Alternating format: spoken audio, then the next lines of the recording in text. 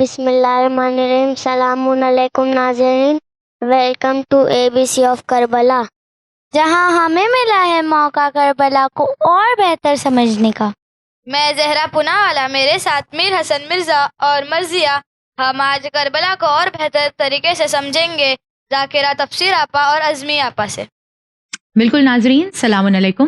استقبال ہے آپ سبھی کا ہمارے اس بچوں کے لیے مخصوص پروگرام ABCs آف کربلا میں، جہاں ہم نے کوشش یہ کی ہے کہ اپنے آنے والی نسلوں کو کربلا اور زیادہ بہترین طریقے سے سمجھائی جائے.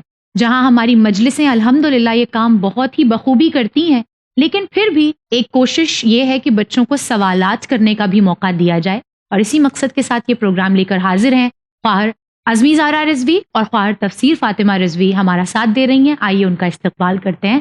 تفسیر آپا السلام علیکم. علیکم السلام ورحمۃ اللہ وبرکاتہ. ازمی خواہر السلام علیکم. وعلیکم السلام ورحمۃ اللہ وبرکاتہ. پہلے تو آپ لوگوں کے ممنون ہیں، مشکور ہیں، اور اپنے یہ ننھے منھے مہمانوں کے بھی بہت شکر گزار ہیں کہ آپ لوگ اپنے بزی اسکیڈیول میں سے، اپنے اسکولز کے جو ڈیز سٹارٹ ہو چکے ہیں اس میں سے ٹائم نکال کر یہاں آئے ہیں. اللہ آپ لوگوں کو اس کی بہترین جزا سے نوازے. اور ہم نے پچھلے ایپیسوڈ میں بچوں کو بھی ایک تھوڑی سی ہسٹری دے دوں. پچھلے ایپیسوڈ میں ہماری گفتگو امام حسین علیہ السلام کے اپنے حج کو عمرہ میں تبدیل کرنے کی گفتگو تک پہنچی تھی. اب دیکھتے ہیں کہ یہ گفتگو آگے اور کیسے بڑھتی ہے. خواہر ازمی، آپ اسے کیسے آگے بڑھائیں گی؟ اعوذ باللہ من الشیطان اللعین الرجیم. بسم اللہ الرحمن الرحیم. تمام تعریفیں اس پروردگار عالم کی کہ جس نے ہمارے دلوں کو محبت حسین سے روشن کیا، بے شک. اور شکر ہے اس معبود کا کہ جس نے ہماری نسلوں کو، ان بچوں کے دلوں میں بالخصوص مولا حسین علیہ الصلوۃ والسلام اور کربلا کے متعلق جاننے کا ایک جوش، ایک جذبہ پیدا کیا، اور یہ توفیق شامل حال ہوئی. جو بات کربلا کے حوالے سے اب تک کی ہوئی ہے کہ بے شک کربلا کے جو اچھائی اور برائی میں تمیز کرنا سکھاتی ہے. ہم دیکھ رہے ہیں کہ کربلا امام حسین علیہ الصلوۃ والسلام سے جن کا تعلق بہت گہرا، اور یقیناً مولا حسین علیہ السلام نے اسی اچھائی اور برائی کا فرق زمانے کو سمجھانے کے لیے بہت سی قربانیاں دی ہیں. امام حسین علیہ الصلوۃ والسلام نے اپنا وطن بھی چھوڑا اسی دین کے لیے اور اچھائی اور برائی کا زمانے کو فرق سمجھانے کے لیے. یعنی بچوں، آپ جانتے ہوں گے کہ یزید ایک برا شخص تھا، ایک ایسا بادشاہ بن کر بیٹھا ہوا تھا کہ جو برائیوں کو عام کر رہا تھا، اور امام حسین علیہ السلام اس دور میں اسی برائی سے لوگوں کو بچانے کے لیے، دین کی حفاظت کے لیے اور اچھائی کو سماج میں، سوسائٹی میں باقی رکھنے کے لیے ایک انقلاب لاتے ہیں، ایک موومنٹ چلاتے ہیں. اور اس کے لیے امام حسین کو بہت سی قربانیاں دینی پڑیں. جیسے کہ آپ نے اپنے وطن کو چھوڑا، پھر آپ مکہ آتے ہیں، مکہ میں بھی آپ 4 مہینہ رہتے ہیں، اور وہاں پر جب آپ رکتے ہیں تو بہت سے لوگ امام حسین سے ملاقات کرتے ہیں اور یہ کہتے ہیں کہ امام حسین کا وہ ساتھ دینا چاہتے ہیں اس مشن میں.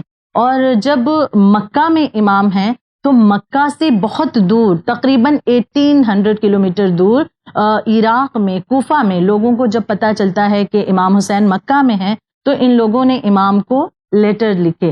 لیٹرز بہت سارے لکھے گئے. کیوں؟ کہ امام آپ کوفہ آ جائیے، ہم یزید کو اپنا بادشاہ نہیں مانتے، ہم آپ کو اپنا امام مانتے ہیں، ہمیں آپ کی ضرورت ہے. اس طرح کی باتیں ان لوگوں نے لیٹرز میں لکھی. بہت سے خط امام حسین کے پاس مکہ میں آئے، اور پھر امام حسین نے اپنے چچا زاد بھائی یعنی چچا کے بیٹے جناب مسلم بن عقیل کو کوفہ کی طرف بھیجا تاکہ وہ جائیں اور کوفہ کے حالات کو دیکھ کر کہ وہاں کیسی سچویشن ہے، لوگوں کے دل کس طرح سے امام کی طرف ہیں، یہ تمام باتیں وہ لکھ کر بھیجیں تو امام اس کے بارے میں کچھ قدم اٹھائیں. یہاں پر جب امام حسین علیہ السلام جناب مسلم کو روانہ کر چکے ہیں، پھر بھی امام مکہ میں ہے نا، اور امام 4 مہینہ مکہ میں رکے ہیں. لیکن جب حج کا موقع آتا ہے، یعنی محرم سے 1 مہینہ پہلے جو ذی الحج کا مہینہ ہے اس میں حج کو انجام دیا جاتا ہے نا، اللہ کی ایک بڑی عبادت ہے.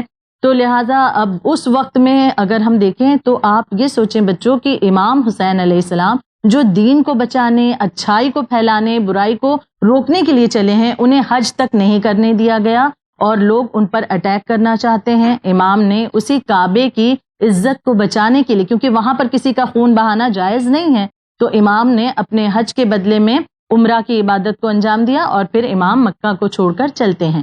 اب امام نے جب مکہ چھوڑا تو امام کا سفر کہاں تھا؟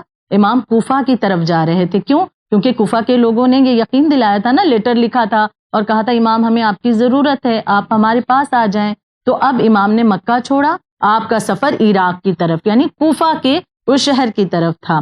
اب یہ راستہ بہت لمبا تھا, بہت ہی طویل تھا. میں نے آپ سے ابھی ذکر کیا نا کہ تقریباً 1800 کلومیٹر کے آس پاس کا پورا راستہ تھا جو امام کو طے کرنا تھا. ایک پوئٹ سے امام کی ملاقات ہوتی ہے. پوئٹ جو شاعر ہیں, جو لکھتے ہیں پوئٹری وغیرہ, ان کا نام تھا فرزدق. اب ان سے جب ملاقات ہوتی ہے, یہ کہاں کے رہنے والے تھے؟ عراق کے. تو اب امام عراق جا رہے ہیں نا, تو اب امام نے ان سے پوچھا کہ عراق کے حالات کیا ہیں, خاص کر کوفہ کے بارے میں امام نے پوچھا, کیونکہ امام کوفہ جا رہے تھے نا. تو اب جب امام نے پوچھا ہے تو شاعر نے کہا کہ وہاں کے لوگوں کے دل تو آپ کے ساتھ ہیں, لیکن تلوار آپ کے خلاف ہے. تلوار آپ کے خلاف ہے اگینسٹ, اس کے مطلب کیا تھا کہ اگر امام ایسا معاملہ آیا کہ جنگ وغیرہ ہوئی تو یہ لوگ آپ کا ساتھ نہیں دیں گے, یہ بلکہ آپ کے دشمن کا ساتھ دیں گے, یزید کا ساتھ دیں گے. یہ دل سے تو کہتے ہیں کہ آپ سے محبت کرتے ہیں, لیکن جب بات ساتھ دینے کی آئے گی یا آپ کے خلاف ہو کر تلوار ان لوگوں کے ساتھ کھڑے ہو کر آپ کے اگینسٹ چلائیں گے. تو اب یہ تمام باتیں امام کو پتہ چلتی ہیں. تو اب امام کو یہاں پر تو پلٹ جانا چاہیے, لیکن نہیں, پھر بھی امام ان لوگوں کے لیے, ان کے درمیان بھلائی اور اچھائی کو پھیلانے کے لیے یہ سفر اپنا جاری رکھتے ہیں.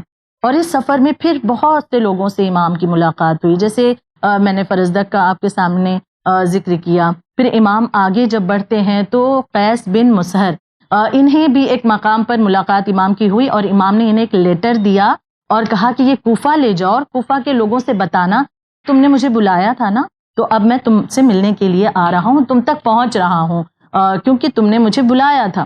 تو لہٰذا یہ خط بھیجا. لیکن ان کے بارے میں پایا جاتا ہے امام نے جنہیں خط دیا تھا قیس کو, انہیں بھی یزیدی لشکر نے پکڑ لیا تھا بعد میں, اور پھر انہیں شہید کر دیا گیا. یعنی اس طرح کا یہ سفر جاری رہا امام کا, اور امام جس سے بھی ملتے رہے اسے ایمان کی دعوت دیتے رہے. یہاں تک کہ امام کے لشکر میں ایک بہت بہترین صحابی تھے جنہیں زہیر قین کہا جاتا ہے. اسی سفر میں امام کی ان سے بھی ملاقات ہوئی, اور پہلے وہ امام سے ملنا نہیں چاہتے تھے, لیکن جب امام نے ان تک کے پیغام پہنچایا, اور ان کی جو وائف تھیں انہوں نے کہا کہ امام وقت ہیں اور وہ پیغام تم تک پہنچا رہے ہیں اور تم ان سے ملنا نہیں چاہتے ہو, تب زہیر قین امام سے ایک مرتبہ جب ملنے جاتے ہیں, اب جب ملاقات کر کے امام سے آتے ہیں تو اس میٹنگ کے بعد زہیر قین کا جو دل ہے نا وہ پوری طرح سے امام کی طرف تھا. یعنی وہ بھی امام کا ساتھ دینے کے لیے اب امام کے اس مشن کا حصہ بن جاتے ہیں, اور اس سفر پر امام کے ساتھ ساتھ چلتے ہیں. یعنی یہ کچھ واقعات ایسے ہیں, کچھ انسیڈنٹ ایسے جو اس راستے میں ہوئے, اور اس کے بعد میں بہت سے انسیڈنٹ اور بھی ہیں جو اس راستے میں ہوئے, کیونکہ یہ لمبا راستہ تھا نا, یہ جرنی بڑی تھی. تو یہاں تک کہ آپ ذہن میں اپنے دماغ میں رکھیے گا کہ اس طرح سے امام ہر مرتبہ کوشش کرتے تھے کہ جو بھی ملے اسے دین کی باتیں یا اسے اچھائی کی باتیں, اسے اپنے مشن کے بارے میں بتاتے ہوئے آگے بڑھیں. ٹھیک ہے بچوں, اگر کوئی سوال ہے آپ کے تو آپ پوچھ سکتے ہیں. آپ نے بتایا کہ بہت سے لوگ ان کو ملے تھے, مگر جو جتنا مطلب کنفرم مطلب ٹھیک ٹھاک کیا ہے کہ نمبرز کی کتنے لوگ ان کو ملے تھے؟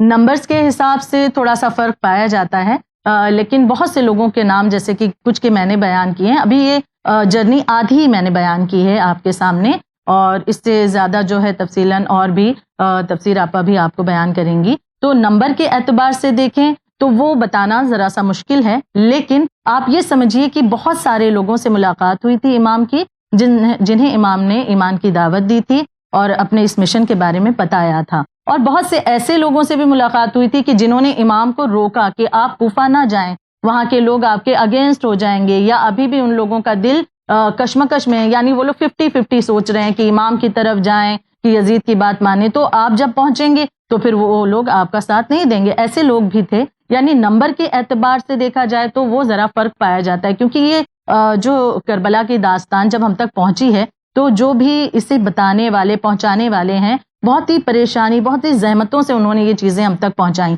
تو الگ الگ راوی کے ذریعے سے, الگ الگ باتیں رائٹر کے ذریعے سے یا نریٹ کرنے والوں کے ذریعے سے الگ الگ چیزیں جو ہیں پہنچی ہیں. تو نمبر کا ایگزیکٹ فگر بتانا وہ مشکل ہے, لیکن آپ بس اتنا ذہن میں رکھیے کہ بہت سے لوگوں سے امام کی ملاقات ہوئی تھی اور امام نے اپنے مشن کے بارے میں ہر ایک کو بتایا تھا. جی آپ کا کوئی سوال ہے بیٹا؟ آپ نے کہا تھا کہ مکہ کا خلیف جو ہے وہ امام حسین کو نہیں جانے دے رہا تھا, تو وہ کیوں نہیں جانے دے رہا تھا؟ مکے کا جو گورنر تھا وہ یہ اس کا ماننا تھا کہ امام یہاں سے جب جائیں گے تو اور اختلاف ہوگا, امام کا یہاں رکنا وہ زیادہ صحیح ہے. جو تاریخ میں کچھ چیزیں ہیں وہ میں آپ کے سامنے بیان کر رہی ہوں, یعنی ہسٹری میں جو باتیں کی گئی ہیں. کہ وہ چاہتا تھا کہ امام اگر مکہ میں رکتے ہیں تو وہ زیادہ بہتر ہوگا، امام کا یہاں سے چلا جانا یعنی لوگوں کے اندر بہت پھوٹ پڑ جائے گی، وہ آپس میں بٹنے لگیں گے، یعنی وہ کچھ اپنا پرسنل فائدہ بھی اس میں دیکھ رہا تھا، اسی وجہ سے وہ امام کو جانے سے روکتا ہے۔ اچھا، محبت کی وجہ سے اس نے نہیں روکا، کیونکہ اگر وہ محبت کی وجہ سے روکتا تو وہ سختی نہیں کرتا، جو اپنے اس نے سپاہیوں کو بھیجا تھا، اس سپاہیوں نے سختی کے ساتھ اس قافلے کو امام کے روکنا چاہا تھا۔ تو اگر اسے محبت ہوتی تو وہ ریکویسٹ کرتا، امام کے سامنے ہاتھوں کو جوڑ کر کہتا یا احترام سے کہتا، لیکن اس کے خلاف اس نے جا کر کے تھوڑی سختی اپنائی ہے، یعنی یہ بات ہمیں سمجھ میں آتی ہے کہ اس کا اپنا پرسنل کچھ فائدہ تھا اور وہ یہ سوچ رہا تھا کہ امام مکہ میں ہی رکیں۔ بسم اللہ الرحمن الرحیم۔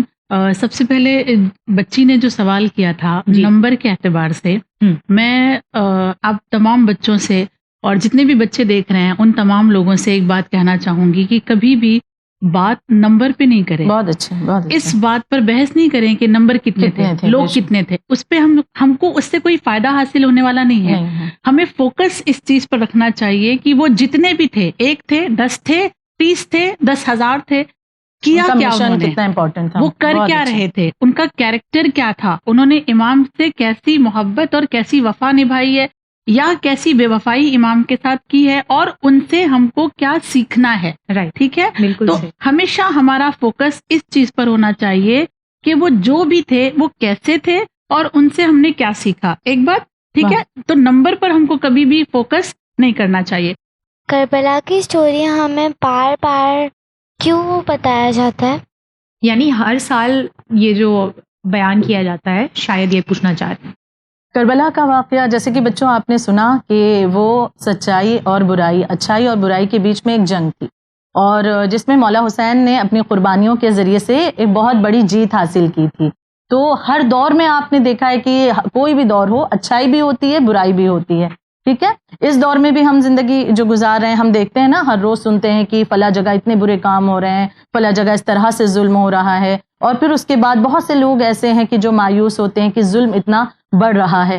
کربلا کا جو ہر سال ذکر ہوتا ہے، اولاً تو پہلی چیز یہ کہ امام حسین کی قربانی کو یاد کرنا، جو کہ بہت بڑا ثواب ہے، اجر ہے، اور یاد کیوں کیا جائے؟ کیونکہ اس قربانی کے ذریعے سے ہم کو بھی ایک حوصلہ ملتا ہے، ایک جوش پیدا ہوتا ہے کہ اگر ہمارے مقابلے میں کوئی ظالم ہے، کوئی اگر کہیں پر ظلم کر رہا ہے، تو ہمیں بھی اس کے سامنے ہار نہیں ماننی ہے، گھٹنے نہیں ٹیکنے ہیں، بلکہ ظالم کا مقابلہ کرنا ہے۔ ہم سچ پر ہیں تو خدا ہماری مدد کرے گا۔ اور اولاً جیسے میں نے ذکر کیا، سب سے پہلی بات کہ مولا حسین کی شخصیت اتنی بلند، ان کا مرتبہ اللہ نے رکھا ہے کہ ان کا ذکر کرنا اپنے آپ میں بہت بڑا ثواب ہے، اور کربلا میں جو کچھ بھی ہوا اگر یہ نہ بتایا جائے تو لوگ امام حسین کو اور اس دین کو بھی فراموش کر دیں گے، بھلا دیں گے۔ تو اس واقعے کو بار بار ریپیٹ کیا جاتا ہے کہ کربلا کا وہ قصہ، امام کی جو قربانی، جو کچھ بھی امام نے اس دین کو بچانے کے لیے اور اچھائی کو بچانے کے لیے، سماج میں برائی کو روکنے کے لیے کیا، وہ بھی عام ہو، اور ساتھ ساتھ جو سننے والے ہیں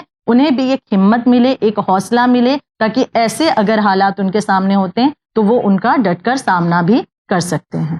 کربلا کی داستان اس لیے ہر سال دہرائی جاتی ہے کہ کہیں ایسا نہ ہو کہ اسے ہم اور آپ بھول جائیں، اور اگر ہم نے کربلا کو بھلا دیا نا تو پھر کربلا بھول جانے کے بعد ہم اپنی زندگی کا مقصد بھی بھول جائیں گے، نہ ہم دنیا کما سکیں گے اور نہ ہی آخرت میں کامیاب ہو سکیں گے۔ کلیئر ہے؟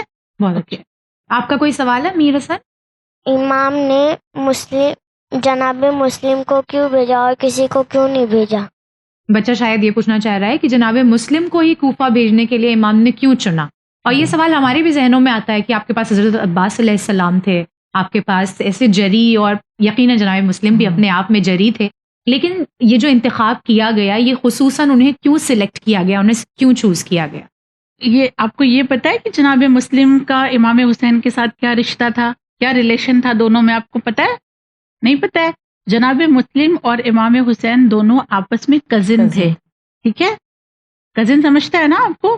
وہ کزن تھے اور وہ ان کے بردر تھے، اور بردر ہونے کے ساتھ ساتھ جناب مسلم جو تھے نا، وہ امام حسین کے لیے ایسے تھے کہ جس پر امام حسین بلائنڈلی فیتھ کر سکتے تھے، ایک دم آنکھ بند کر کے ان پہ بھروسہ کر سکتے تھے۔ صحیح ہے؟ جیسے آپ کی ممی نے آپ پہ بھروسہ کیا تو آپ کو یہاں بھیجا نا، آپ کے چھوٹے بھائی کو نہیں بھیجا نا، کیونکہ آپ کی ممی آپ پر بھروسہ کرتی ہیں کہ آپ یہاں پہ بول سکیں گے، اس لیے آپ کی ممی نے آپ کو بھیجا.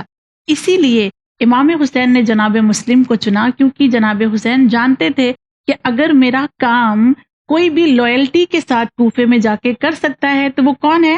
جناب مسلم جناب مسلم علیہ السلام. اور جناب مسلم جو ہے وہ بہت زیادہ وفادار تھے، وہ بہت زیادہ طاقتور تھے، شجاعت ان کے پاس بہت تھی، بہت زیادہ لوگوں کو نا فیس کرنے کا ان کے پاس ہے نا بہت بڑا ایک حوصلہ تھا. یعنی وہ لوگوں کو فیس کر سکتے تھے، وہ کسی سے ڈرتے نہیں تھے. اور ان کے پاس ہر ایک سوال کا جواب تھا کہ لوگ کچھ بھی سوال کریں تو جناب مسلم جواب دے سکتے تھے. اور وہ لوگ اگر ان کے سامنے آ جائیں تو وہ ان کا مقابلہ بھی کر سکتے تھے، وہ ڈرتے نہیں تھے کسی سے. یعنی کہ وہ انٹیلیجنٹ بھی تھے جی، ان کے پاس نالج بھی تھی اور وہ بریو بھی تھے. کلیئر ہے؟ بہتر ہے. ٹھیک ہے. ہاں خوار تفسیر اب اس سے آگے سلسلہ اگر آپ بڑھائیں کہ ابھی تک ہم نے کس طریقے سے وہ یمن کا قافلہ امام سے ملا، پھر فرزدق کا ملنا، اور پھر بالآخر زہیر قین علیہ السلام کا بھی تذکرہ ہوا، اس سے آگے کی گفتگو کو آپ آگے بڑھائیں. بالکل انشاءاللہ. بس اجازت آپ سے لیتے ہوئے کہ آپ کی بات کو اگر ہم کنیکٹ کریں بچوں کے ساتھ. جی بسم اللہ الرحمن الرحیم. ہم سب سے پہلے آپ تمام بچوں سے سوال کرنا چاہیں گے کہ آپ کو پتہ ہے کہ امام حسین نے اپنا جو سفر تھا وہ سٹارٹ کہاں سے کیا تھا؟ مدینے سے. ٹھیک ہے. تو مولا نے مدینے سے سفر سٹارٹ کیا تھا اور پھر مکہ آئے تھے. مکہ میں جب وہ 4 مہینے رکے تھے تو وہاں پہ حج کا موسم آ گیا تھا، اور حج کو مولا نے عمرہ میں کنورٹ کر کے وہاں سے جب اب نکل رہے ہیں نا مولا، تب عراق کی سرزمین سے پہلے کوفہ آنے والا تھا. تو مولا کا جو پہلا سفر تھا وہ کہاں کے لیے تھا؟ کوفہ کے لیے. تو مولا جب کوفہ کے لیے نکلے ہیں نا تو مکہ اور کوفہ کے درمیان بہت لمبا ایک فاصلہ ہے. ٹھیک ہے. ایک گاؤں کا نام ہے زبالہ، اور زبالہ کے مقام پر جب مولا پہنچے ہیں تو وہیں پر جب مولا نے ٹینٹ لگایا ہے تو اسی موقع پر اسی مقام اسی جگہ پر مولا کو جناب مسلم کی شہادت کی خبر ملتی ہے. کیونکہ جناب مسلم کو پہلے ہی سے مولا نے کہاں بھیج دیا ہے؟ کوفے میں نا. تو وہ کوفے میں تھے. اب چونکہ کوفے میں جانے کے بعد جناب مسلم سے کوفے والوں نے کیا کیا ہے؟ بے وفائی کر دی ہے. ان لوگوں نے انکار کر دیا ہے کہ نہیں، ہم اب ساتھ نہیں دے سکتے، نہ آپ کا ساتھ دے سکتے ہیں، نہ امام حسین کا ساتھ دے سکتے ہیں. تو جناب مسلم کیا ہو گئے؟ بالکل اکیلے ہو گئے. اور جب وہ اکیلے ہو گئے تو کوفے والوں نے ان کو شہید کر دیا. اور مولا آن دا وے ہیں، ابھی زبالہ میں پہنچے ہیں، وہاں ان کو ایک خط ملتا ہے.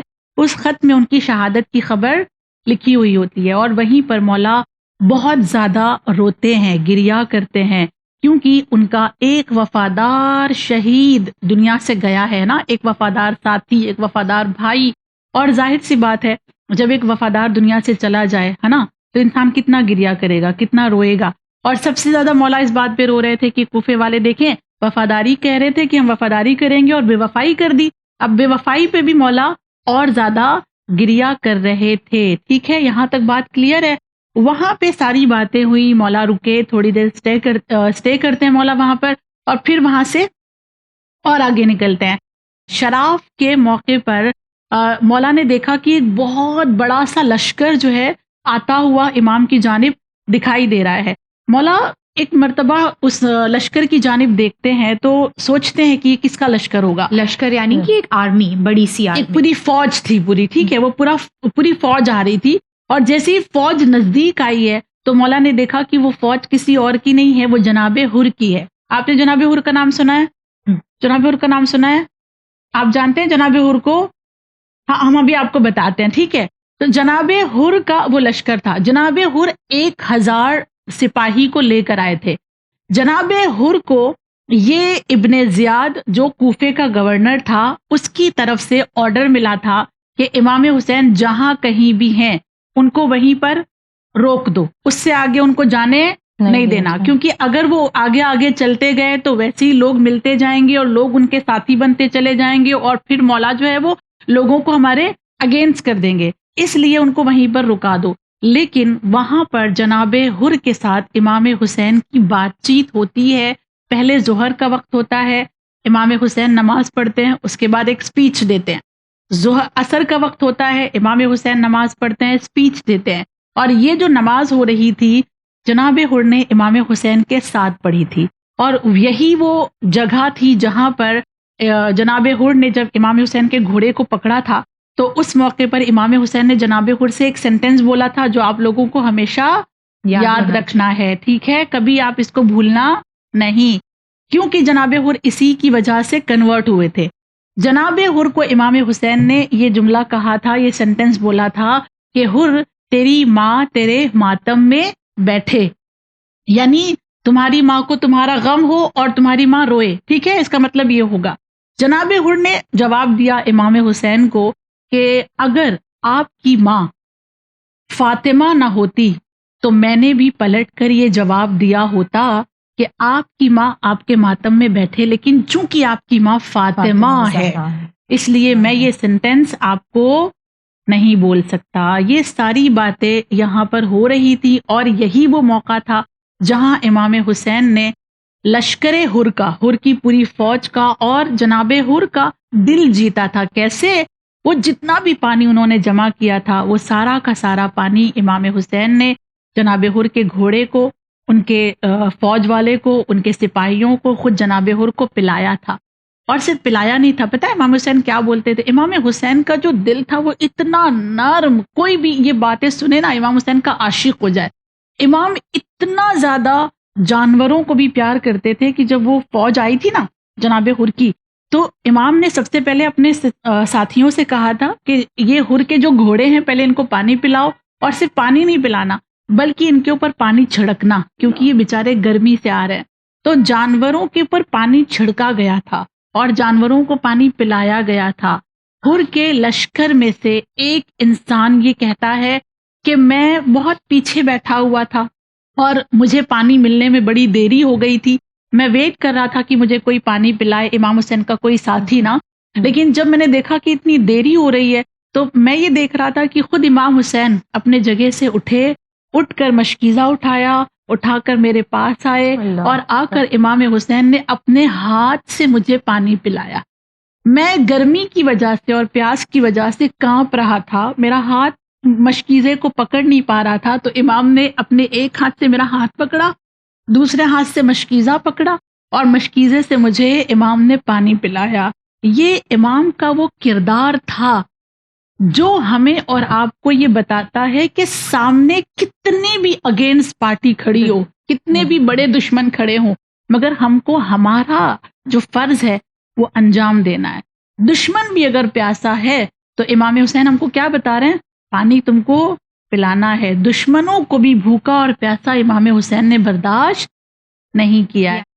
آپ نے کہا تھا کہ جب جناب مسلم ابن عقیل کی شہادت ہوئی تو جب ان کو خط، آپ نے بولا نا کہ خط پہنچا امام حسین کے پاس، تو کس کے ذریعے وہ خط پہنچا؟ ہاں، ایک امام جناب مسلم ابن عقیل نے اپنے ایک ساتھی، کیونکہ جناب مسلم جب سٹارٹ میں گئے تھے نا تو بالکل اکیلے نہیں تھے کوفے میں، وہاں بہت سارے ان کے چاہنے والے تھے، تو اسی میں سے ایک جو چاہنے والا تھا جو امام کے پاس ان کا لیٹر پہنچا سکتا تھا، اس کے ذریعے سے جناب مسلم نے اپنے خط کو وہاں پہنچایا تھا۔ ٹھیک ہے، آپ کا کوئی سوال ہے بیٹا؟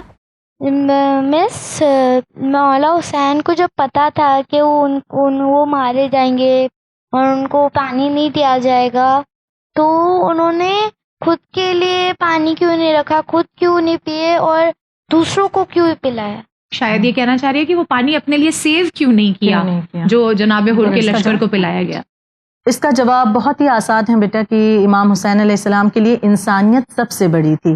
اس وقت امام یہ دیکھ رہے تھے کہ جیسے ابھی تفسیر آپا نے بہت ہی خوبصورتی کے ساتھ آپ کے سامنے بیان کیا کہ کس طرح سے امام حسین جانتے بھی تھے کہ وہ جو آئے ہیں وہ راستہ روکنے کے لیے آئے ہیں، یعنی امام کا کیا ارادہ تھا؟ امام کوفہ جانا چاہتے تھے نا، لیکن یہ حر کا لشکر ابن زیاد کی طرف سے بھیجا گیا ہے کہ امام کو کوفہ نہیں جانے دینا ہے، یہ سب کچھ امام جانتے ہیں، لیکن اس کے باوجود امام نے جب دیکھا کہ لشکر تو بہت پیاسا ہے کیونکہ بہت زیادہ گرمی تھی، تو امام نے دیکھا کہ پورا لشکر پیاسا ہے، تو امام نے انسانیت کی وجہ سے کہ سب سے اوپر انسانیت ہے کہ میں پہلے بھلے ہمارے سامنے دشمن ہی کیوں نہ ہو، پہلے اسے پانی پلایا جائے، ان کے جانوروں کو بھی امام نے سیراب کیا۔ اس سے آج ہمیں یہ میسج ملتا ہے نا کہ ہم یہ نہ دیکھیں کہ اگر ہماری نگاہوں کے سامنے کوئی ایسا ہے کہ ضرورت مند ہے، کوئی پریشان ہے یا کوئی بھوکا پیاسا ہے، تو ہم اس کا مذہب نہیں پوچھیں گے، بلکہ ہمیں یہاں پر اسلام کیا کہتا ہے؟ آپ پہلے اس کی مدد کیجئے، آپ اسے پانی پلائیے، آپ اسے کھانا کھلائیے، کسی چیز کی ضرورت ہے تو اسے پورا کریے. یعنی اسلام یہ نہیں کہتا کہ اگر وہ مسلمان ہے یا آپ سے محبت کرتا ہے تب آپ اس کی مدد کریں گے. نہیں، اسلام کا یہ حکم ہے. اسی لیے تو یہ دین اتنا پیارا ہے کہ اس دین کی حفاظت کے لیے امام حسین نے اتنی قربانیاں دیں، کیونکہ یہ انسانیت کا، سب سے پہلے انسانیت کا درس دیتا ہے. تو جو امام حسین خود انسانیت سکھانے کے لیے آئے ہیں، تو یہ کیسے ہو سکتا تھا کہ امام اپنے لیے پانی روک لیتے اور ان لوگوں کو پیاسا رہنے دیتے؟ تو امام نے انسانیت کی وجہ سے، اپنے نرم اچھے رویے کی وجہ سے ان لوگوں کو سیراب. امام کو کوفہ کیوں جانا تھا؟ یہ بھی اچھا سوال ہے. وہ کہہ رہا ہے کہ جب پتہ ہے اور بعض لوگ راستے میں مل کے بتا رہے ہیں کہ کوفے والوں کے تلواریں آپ کے ساتھ نہیں ہیں، پھر بھی امام کو کوفے ہی کیوں جانا تھا؟ بالکل، یہ ہسٹری میں یہ باتیں موجود ہیں کہ بہت سے لوگوں نے یہ جو پورا سفر تھا، امام کی جو جرنی تھی مکہ سے لے کر کے کربلا تک کی، تو لیکن امام کا ارادہ تو کوفہ کا ہی رہا. راستے میں بہت سے لوگوں نے بتایا کہ کوفہ والے آپ کا ساتھ نہیں دیں گے، پھر بھی امام چاہتے ہیں کوفہ کی طرف بڑھ رہے ہیں. یہاں تک کہ جناب مسلم کی شہادت کی خبر راستے میں ملتی ہے کہ اور یہ بتایا بھی گیا کہ کوفہ والوں نے ساتھ جناب مسلم کا نہیں دیا اور وہ آپ کے بھی خلاف ہیں، تب بھی اس کے بعد بھی امام کوفہ کی طرف بڑھ رہے ہیں. تو اب یہ آخر وجہ کیا تھی؟ کیونکہ امام یہ سب چیزیں جان تو چکے تھے کہ کوفہ والے ساتھ نہیں دینے والے ہیں، یا بتایا جا رہا ہے کہ وہ اگینسٹ ہو گئے، لیکن پھر بھی امام ہیں آپ، لہٰذا آپ چاہتے تھے کہ میں وہاں جا کر کے جو ان لوگوں نے خط مجھے لکھے ہیں، کل یہ لوگ یہ نہ کہہ سکیں کہ اگر امام خود آ جاتے تو ہم امام کا ساتھ دیتے. وہ تو امام نے لوگوں سے سنا اور پھر امام نے آنا ہی اپنا کینسل کر دیا ہم تک کے، تو ہم لوگوں نے مجبور ہو کر کے یزید کا ساتھ دیا. تو امام خود بھی جانا چاہتے تھے کہ میں وہاں جب پہنچوں تو یہ بات نہ رہے کہ یہ لوگ کل یہ کہیں کہ امام اگر خود ہمارے سامنے آ جاتے، ہم امام کو دیکھ لیتے تو پھر ہم امام کی طرف آ جاتے، لیکن امام تو آئے ہی نہیں، تو اس لیے اب ہم امام کا ساتھ نہیں دیں گے. تو یہ لوگ یہ کہہ سکتے تھے، لہٰذا امام آخری وقت تک کے یہی چاہتے تھے، یعنی جب تک کہ لشکر حر سے ملاقات نہیں ہوئی، بلکہ اس کے بعد بھی امام یہی کہنا چاہ رہے تھے کہ مجھے کوفہ جانے دیا جائے یا پھر مجھے پلٹ جانے دیا جائے. یعنی امام کا یہی ارادہ تھا کہ کوفہ جانے دیا جائے تاکہ یہ لوگ کل یہ الزام نہ لگا سکیں. کوئی سوال ہے بیٹے آپ لوگ کے؟ امام حسین کو کوفہ والوں کو صرف امام حسین کو دیکھنا چاہتے تھے، تو امام حسین اپنے سب لیڈیز کو اور بچوں کو لے کے کیوں جا رہے؟ یہ سوال بھی بہت اچھا ہے کہ جب امام کو بلایا جا رہا تھا اور امام کو علم بھی تھا کہ وہاں کیا ہونا ہے، تو تنہا جاتے، سب کو لے کے کیوں گئے؟ کہ سب کے اوپر بھی ظلم ہوئے، سب کو بھی پریشان ہونا پڑا. یقیناً امام کو علم تھا، تو پھر اس میں مصلحت کیا تھی؟ امام حسین علیہ السلام نے شروع سے یہ کہا کہ کبھی آپ نے یہ نہیں سنا ہوگا کہ امام نے کہا کہ میں جنگ کے لیے جا رہا ہوں. نہیں، امام حسین علیہ السلام نے مدینہ بھی چھوڑا ہے، مکہ بھی چھوڑا ہے، تو ہمیشہ امام یہی کہتے رہے میں امت کی اصلاح کے لیے چلا ہوں. اصلاح یعنی سماج کو سدھارنے کے لیے، یعنی جو برائیاں سماج میں یزید پھیلا رہا ہے، وہ ایک برا کنگ تھا نا، تو وہ بری باتوں کو لوگوں کے سامنے پیش کر رہا تھا، وہ چاہتا تھا یہ بری چیزیں اسلام کا حصہ بن جائیں. تو امام کا یہ کہنا تھا کہ میں اس پورے سماج میں، اس سوسائٹی میں اچھائی کو پھیلانے کے لیے چلا ہوں اور برائیوں کو ختم کرنے کے لیے چلا ہوں. تو برائیوں کو ختم کرنے کی ذمہ داری، اچھائیوں کو پھیلانے کی ذمہ داری امام پر تو ہے، لیکن امام چاہتے تھے کہ اس کا حصہ عورتیں بھی بنیں، بچے بھی بنیں، ان کے ذریعے بھی یہ مشن آگے بڑھے. کیونکہ آپ نے یہ دیکھا ہوگا نا کہ امام حسین علیہ السلام کی شہادت کے بعد کیا امام کا مشن رک جاتا ہے؟ نہیں، امام کا مشن امام کی شہادت کے بعد کس نے آگے بڑھایا؟ جناب زینب سلام اللہ علیہ، اور جو اسیر تھے یعنی جو قیدی تھے، ان لوگوں نے اپنے اپنے انداز سے ان چیزوں کو زمانے تک پہنچایا. کہ امام حسین کا مقصد کیا تھا؟ امام حسین کا مشن یہ تھا کہ وہ اچھائی کو پھیلانا چاہتے ہیں. امام کا مشن یہ تھا کہ وہ لوگوں کو بتا سکیں کہ یزید میں کتنی برائیاں، کیونکہ بہت سے لوگ ایسے بھی تھے جنہیں یہ پتہ ہی نہیں تھا کہ یزید کتنی برائیوں کو اسلام سے جوڑنا چاہتا ہے. تو امام عورتوں اور بچوں کو بھی لے گئے تھے کہ وہ بھی اس مشن کا حصہ بنے اور ان کے ذریعے بھی یہ مشن آگے بڑھے. بہت اچھے خواب، بہت ہی عمدہ. اللہ آپ لوگوں کو بہترین جزا سے نوازے اور آپ لوگوں کے علم میں ایسے اللہ اور توفیق دیتا رہے اور اضافہ ہو، اور یہ علم انشاءاللہ آپ کے عمل میں نظر آئے تاکہ آپ انشاءاللہ وقت کے حسین کے مددگار بن سکیں. I am so grateful and so proud of you all. ماشاءاللہ آپ لوگوں نے بہت اچھے سوالات پوچھے. ہم اپنے پروگرام کے اینڈ پہ پہنچے ہیں، آپ لوگوں سے پھر ملاقات ہوگی. ٹھیک، تھینک یو فار کمنگ. ناظرین محترم، ABCs آف کربلا کا ہمارا یہ تیسرا ایپیسوڈ جو پھر الحمدللہ بہت ہی کامیاب رہا اور ایک سکون، ایک اطمینان کے ساتھ اس پروگرام کو ہم نے مکمل کیا. وہ اطمینان بخش جوابات جو خواہر رضمی اور خواہر تفسیر نے دیے، امید ہے ان سے آپ کے بھی علم میں اضافہ ہوا ہوگا. انشاءاللہ دوبارہ حاضر خدمت ہوں گے اس پروگرام کا اگلا ایپیسوڈ لے کر. بنے رہیے چینل ون کے ساتھ. اپنے بچوں کو ضرور دکھائیے گا ABCs آف کربلا. فی امان اللہ.